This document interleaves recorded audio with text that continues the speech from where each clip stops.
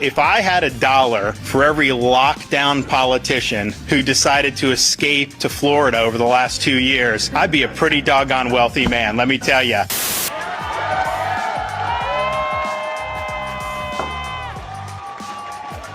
And she was saying, do you realize it's over $5 for a pound of hamburger meat?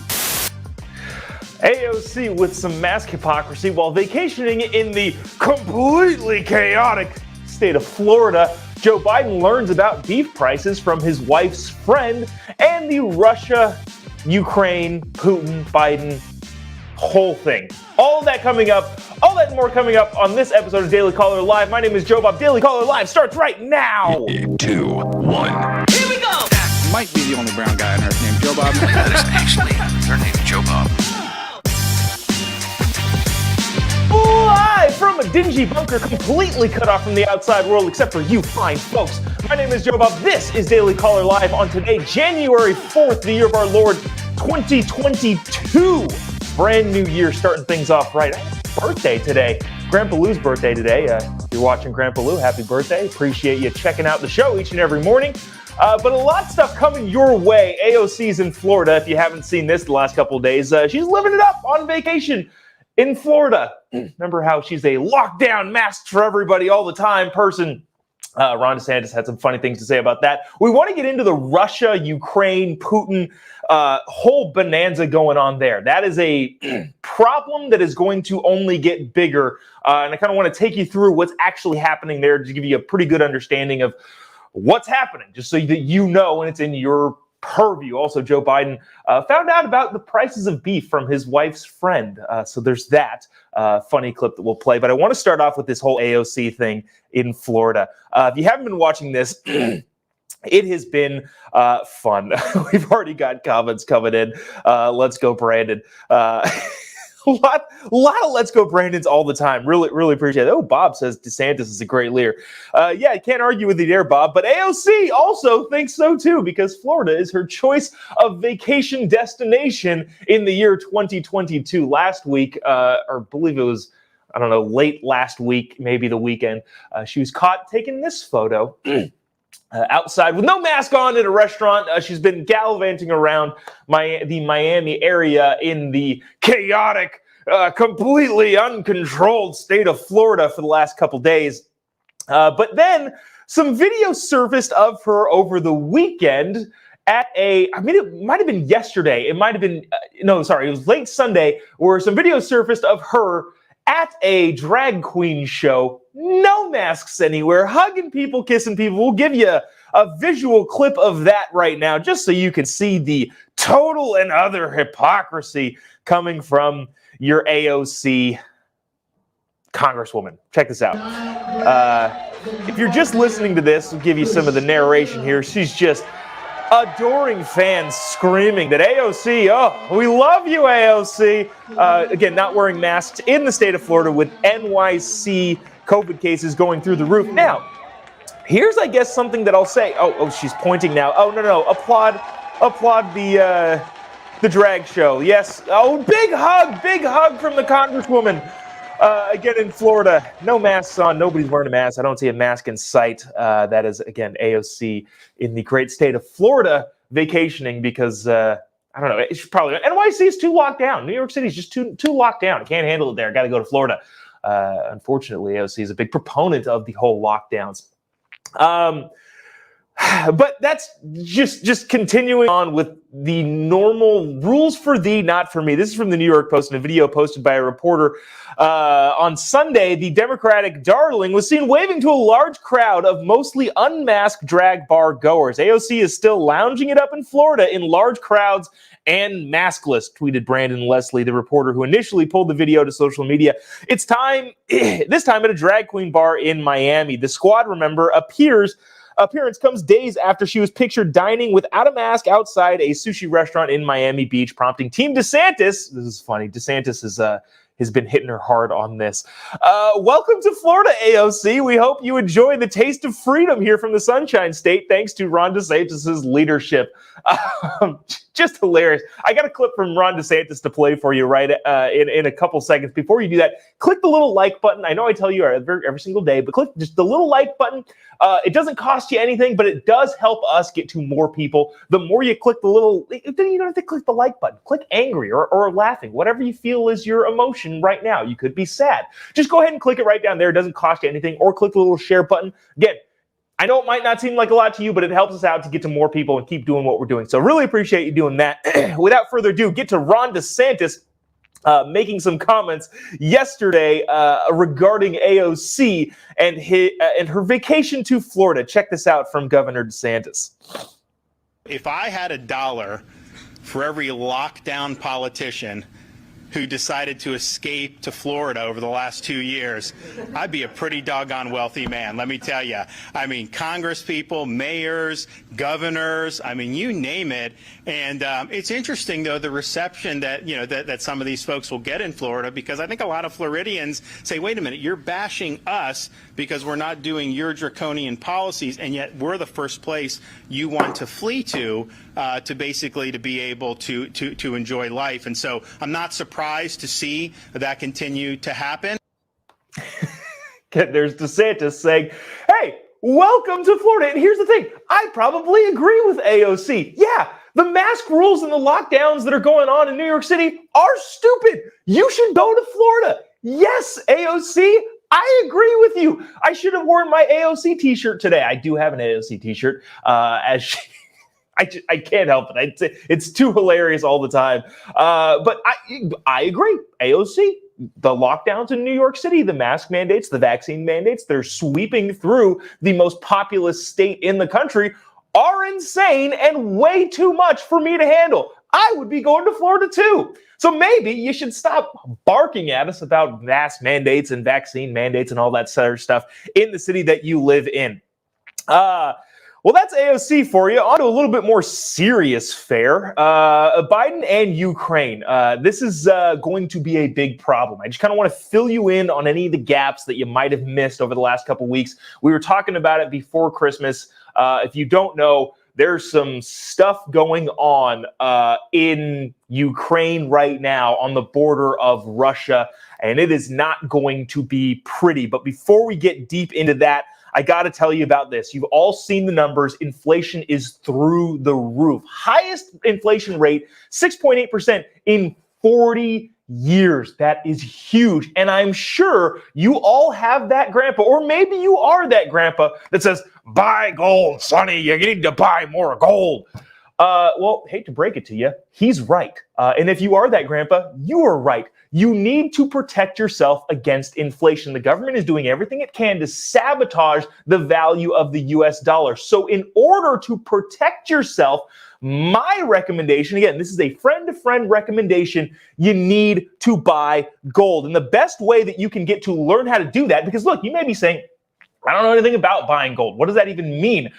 Good news for you. You can text Jobob, Jobob, to 989898. And Birch Gold, the people at Birch Gold, again, A+ rating, Better Business Bureau, fantastic company, will send you a free, no obligation, no nothing pamphlet that gives you all of the things that you need to know to make your foray into gold to protect your savings. You can also learn about their tax shelter programs, which, I don't know, that sounds great. Tax shelters always sound great. So text Jobob to 989898, and our friends at Birch Gold will send you a no obligation, no cost, free pamphlet to get you to learn everything you need to know about protecting your savings from the federal government in their attempts to sabotage the value of the US dollar. Again, Jobob to 989898. Do it now. You'll thank me later. Back to this. The Biden, Putin, Ukraine, Russia saga? Is that the right term? I don't necessarily know what we're supposed to call this, but this is from, I believe I got this from CNN Online. CNN Online is actually pretty good journalism. I know there are TV shows, your Chris Cuomo's, your Don Lemon's, your, who's the eunuch? Brian Stelter. Not the best TV shows to watch, but CNN Online actually is pretty good. This is kind of give you a rough overview of what is happening in Ukraine right now.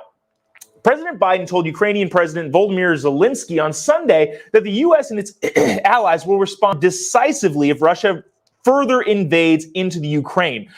If you've missed this, as many as 100,000 Russian troops have remained amassed on the Ukraine border, despite warnings from Biden and European leaders of serious consequences should Putin move in with his invasion. So Vladimir Putin has moved 100,000 troops along the border of Ukraine.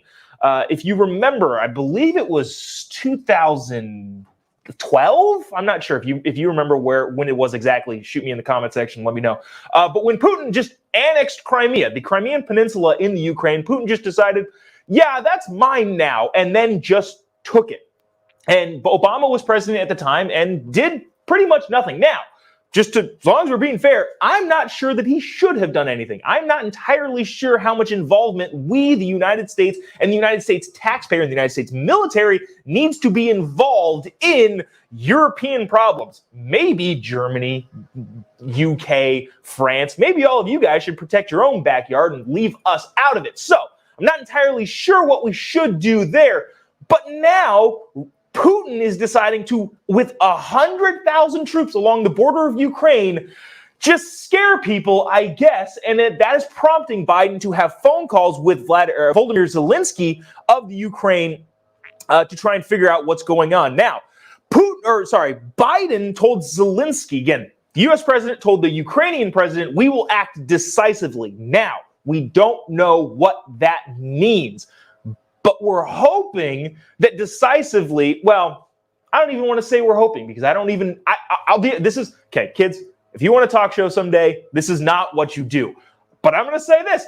I have no idea what we should do. I have no idea if we should attack militarily, if we should pressure NATO allies to amass forces and then attack militarily on a physical front, or if we should just go entirely transactionally and attack them with sanctions.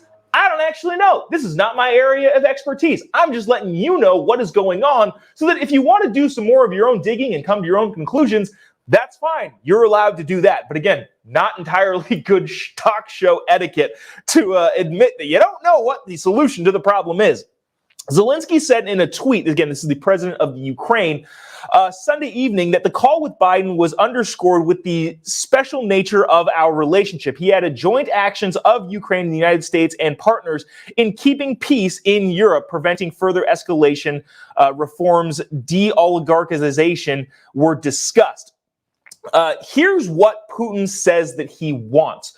The Ukraine is currently not a part of NATO. And what Vladimir Putin wants, so let me see. Here it is. We made it clear to President Putin that if he makes any moves, goes into Ukraine, we will have severe sanctions. That's what the United States says. We will increase the presence of Europe with our NATO allies, and they will pay a heavy price for it.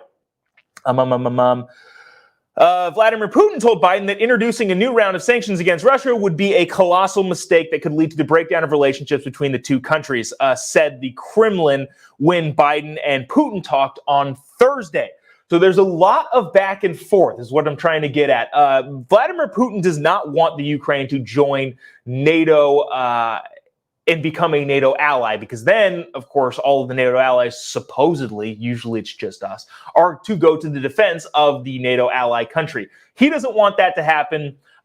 We're trying to figure out what we need to do, what Europe needs to do to get Vladimir Putin to take people off of the Ukraine border. Nobody really quite knows what the exact solution is, and also nobody really knows what Putin is going to do. But if you're going to talk about global international relations, this is an important thing to keep on your radar because this is going to only get bigger. There was a tweet that I saw, and again, this is just, who knows what's actually going to happen. But somebody said, and this would actually make sense strategically, that Putin is going to invade during the Olympics when all eyes are on China, who may shut down their country and lock everybody in. So this tweeter thinks that China is going to invade Taiwan. At the same time, Russia is going to invade Ukraine, all during the Olympics when China has hostages from around the world in Beijing. Holy cow, why aren't we boycotting the Olympics? But that's a little bit of a diatribe. Maybe we'll save a little bit more of that for later. I want to get to this. Joe Biden learned about the price of beef from his wife's friend. We already talked about inflation. We're going to talk about it again in a little bit. But this is Joe Biden yesterday at a meeting of sorts. I don't want to call it the press conference. It was in it was in the White House's new studio White House, which again is not the White House, but a studio set up somewhere near the White House. Joe Biden said this. It was hilarious. It was funny. If you haven't already, click the little like button thing because your liberal friends need to see this. Your liberal friends need to see the deterioration of the mind of the leader of the free world. Click the little share button. Just click the little like button. I know there's more of you watching right now than have clicked the little like button. So I would appreciate you doing that because we get to more people. But they also need to see this. Listen to Joe Biden and how he found out, I guess, about beef prices in the United States. Check this out. But I was sitting in my kitchen yesterday, and there's a sunroom off the kitchen, and my wife was there with her sister and a good friend named Marianne, and she was saying, "Do you realize it's over $5 for a pound of hamburger meat? $5? Well, this is partly, the pound of beef today costs $5 compared to less than $4 before the pandemic." So that's Joe Biden. His wife's friend Marianne said, "Mr. President, did you know that beef is over $5 now?" He said, "You gotta be kidding me. What is this, corn pop? What do you mean beef is over $5? And then he says, as compared to less than $4 from less than a year ago before the pandemic happened. Yeah, dude, that's what we're all complaining about. I'm not really understanding why he chose to tell that story. I'm not sure if he thinks it's helping. Yeah, even my super elite friends notice the price of beef going up. Okay, thanks for that, Mr. President. Really appreciate you letting us know that your wife's friend also is aware of the price of beef. And then he goes on to say, well, it was below $4 pre-pandemic. Again, I don't know if this is good news. What are you trying to say? But again, just a hilarity coming from the president talking about inflation. Couple of numbers for you. Inflation hit. We've talked about this a ton of times already, but just to reiterate, drive the point home. Inflation hit a 39-year high in November, with average costs ranging from 6.8% above costs 1 year prior. Again, that's halfway through the whole pandemic thing. Remember, we're starting year 3 of this stupid thing. The highest annual cost increase was for energy, which is up 33%, with the price of gasoline up 58.1%. What is gas prices? What are gas prices where you are? I'm just curious. Let me know in the comment section. Maybe we'll read some off. Seriously, I'm curious, because there was a guy over the weekend on one of your Sunday shows saying that, well, gas has gone down nationally about 8% from the peak. Okay, well, it's up 58%, so that still means it's up 50%. If it goes up $1 and down a dime, I'm not sure that that's a good thing, sir. The cost of ground beef increased 13.9% over 12 months, according to the government data. The cost of bacon increased 21%. Dude, seriously, I was trying to make breakfast burritos the other day. I got bacon. I was looking at bacon. I'm going to have to take out a home loan to start buying meat nowadays because the price increases. Chicken increased 9.2%, and fish and seafood jumped 10.6%. Which is crazy big. Miguel, I'm not sure where you live, but his gas is $3.79, which is a lot. $3.19 in Kentucky. I remember before the pandemic happened, it was like $3.20-ish where I live in California, which was people in Kentucky and people in Texas and people across the United States were like, holy cow, that's insanely high. But it isn't going down. $5. Where do you live, JD? I'm actually super curious about that. But gas prices are through the roof. Inflation is through the roof. Joe Biden just found out about the meat prices from his wife's friend. This is what's going on in the United States. While we're talking about inflation, you need to protect yourself. Look, I just asked, what are gas prices where you live? JD says $5.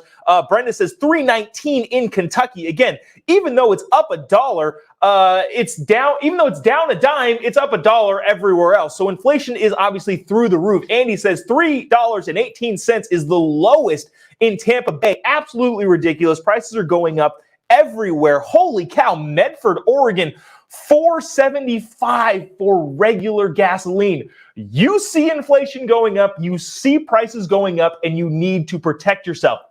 Inflation is a hidden tax. If you're paying your federal income tax, you're paying your state income tax. If you have state income tax, you're also paying the inflation tax, which is at a 40-year high, and you need to protect yourself.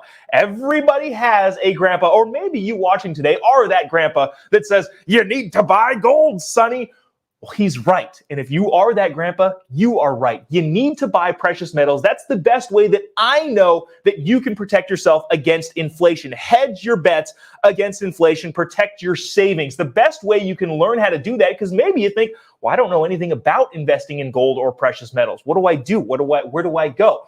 Good news. If you text JOBOB to 989898, Birch Gold, our friends over at Birch Gold will send you a no obligation, risk-free, there's nothing. You owe them nothing, but they give you a 20-page pamphlet of everything you need to know to get started in buying gold and adding gold to your portfolio to protect your savings against Joe Biden's inflation. If you just probably saw in the last clip that we played, Joe Biden is admitting, yeah, beef has gone up a lot. It used to be under $4. Now it's over $5. So how do you protect yourself?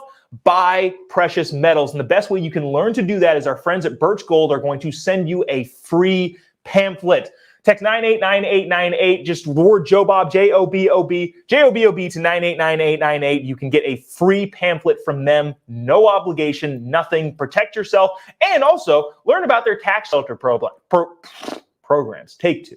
Learn about their tax shelter programs. That could be huge for you when you're going into retirement. So again, Jobob, Jobob 989898. Our friends at Birch Gold will send you a fantastic pamphlet of all you need to know. I want to get to this. This is something that kind of a not necessarily difficult thing to talk about, but something that we should be talking about and that people haven't been talking about. There are commentators out there.